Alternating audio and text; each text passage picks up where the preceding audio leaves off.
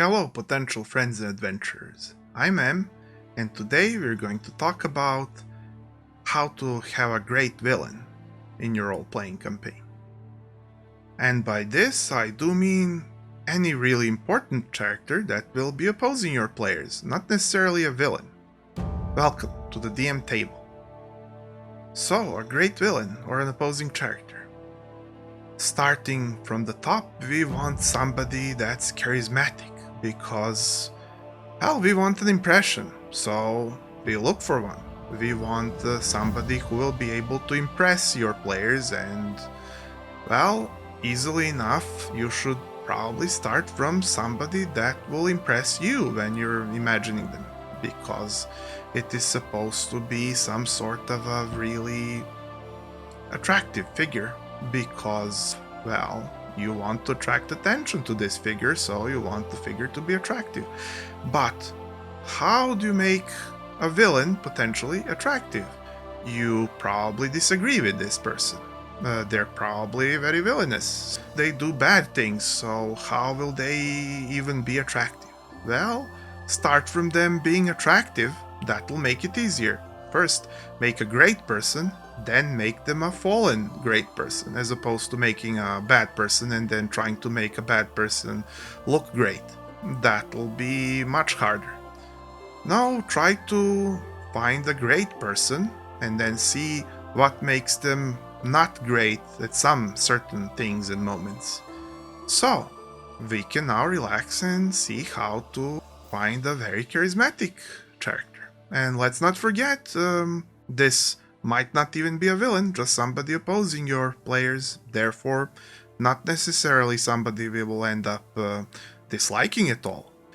There will be a method for them to engage that'll make them want to engage. That's not per se dislike, because dislike is essentially just a differently shaped form of irritation, and you don't want irritation to your players in your game.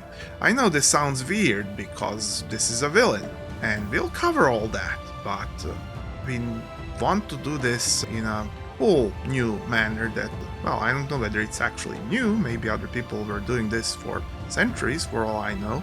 So we are going to have a situation that makes your players really want to stop the villain without them being per se irritated, but they may grow to dislike, but it'll be a more pleasing form of dislike, if you will, even if it's unpleasant, strangely enough.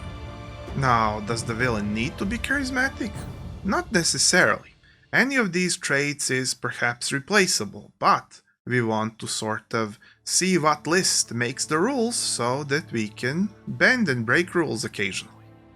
So therefore, let's continue.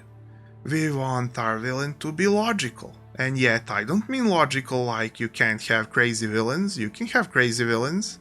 I mean, you want, once the player or players recognizes how the logic of the villain works, they understand, they think, that makes actually sense. And not necessarily their methodology or way of thinking. Your players need not at all agree even a little with what was done and how it was done, nor why it was done, nor even anything. But they can see the logic, they can track back how it happened, why this person would think this, how this would be relevant to a living being, and how would they dedicate their life to achieving this sort of thing.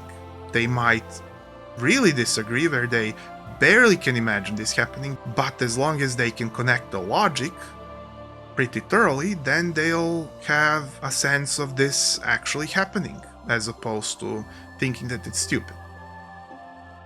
And to further this effect, we want the villain to be passionate about their goal. We want the villain to have essentially some sort of wild energy, whether it's from despair, which may be rare, or you want actually to have villain with high enough energy to essentially energize your players. You know, in the opposite direction, but still energize. They should have the opportunity to admire the kind of energy that the villain is able to possess and generate, and the motivation that the villain is able to generate for themselves.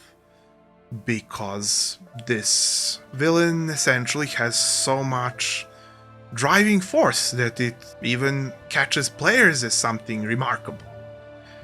All in all, you have a great villain when players are able to admire their attributes whilst not forgetting that this is a villain. Or even sometimes whilst forgetting that this is a villain, but that's more than you want it planned. It can happen otherwise as well, and you can still have a good villain, but remember that there is a choice. Also now, I have mentioned earlier in a previous video how everybody should in the world feel like they have fought for what they have. Maybe even a little, maybe they had great luck, but it should feel earned even by a supernatural attribute or stroke of fortune, but it should feel like something that could happen, that they've earned their place. So a good villain should be very qualified. They should possess either talent or training or both that feels like they really belong on their position of whatever they're doing in the campaign, because players will observe this, and you want players to feel that they are observing something fateful, something that they ran into that would have never changed, or if changes existed, that it would be variations of this inevitable quality of this larger-than-life character. Now, even if this is some stroke of fortune, villains should feel really fitting for the role, therefore qualified. Whether, as I said, by skill, talent, or luck, but very fitting, very qualified for the position. Next, we want to still have some depth, we want to have some intrigue, some maybe mystery or not, but we want essentially the kind of character that will get talked about way afterwards and way before. As long as there's the topic available, it should drive conversation. There should be talk about why, how, and so on and so forth. Yet it shouldn't be generated from pure lack of information. It should be generated from the depth of information, and we achieve this by simply having a bit more to it than just one line of thinking, doing, and planning.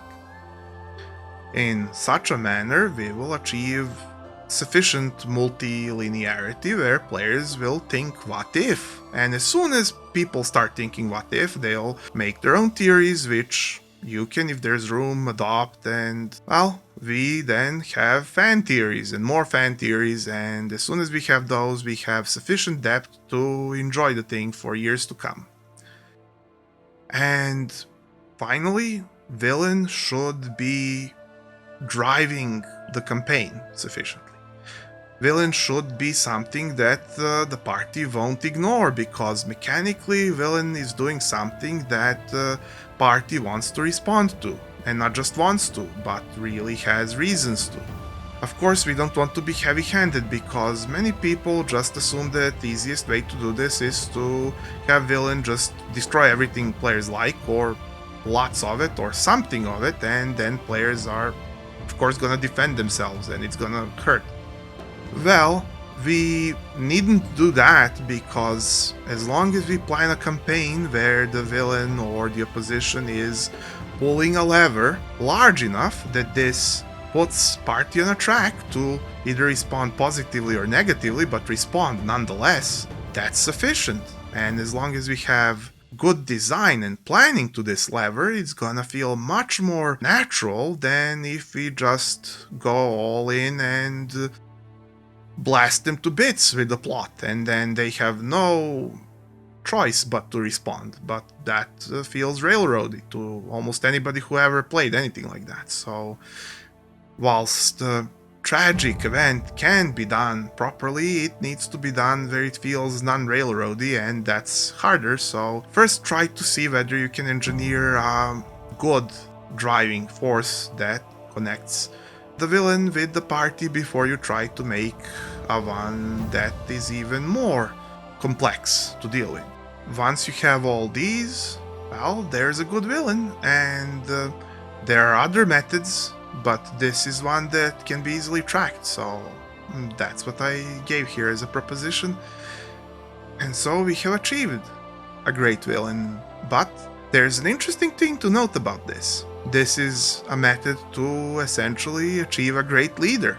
If you follow the same steps, villainhood being removed, well, not necessarily, but that's not the center anymore. You can find a character that's a great leader just in the same manner. So, this method essentially makes a great villain from a great leader type of quality and disguises it potentially, but maybe reveals it more so. Maybe this is a great leader turned villain, but this is already a pretty well known type of a character, so you can also keep it as disguised as it was from the beginning. So, adventure, if you thought this was unique, maybe you can spare a click, and I could see you here next and every week. I wish you luck on your adventures. Bye.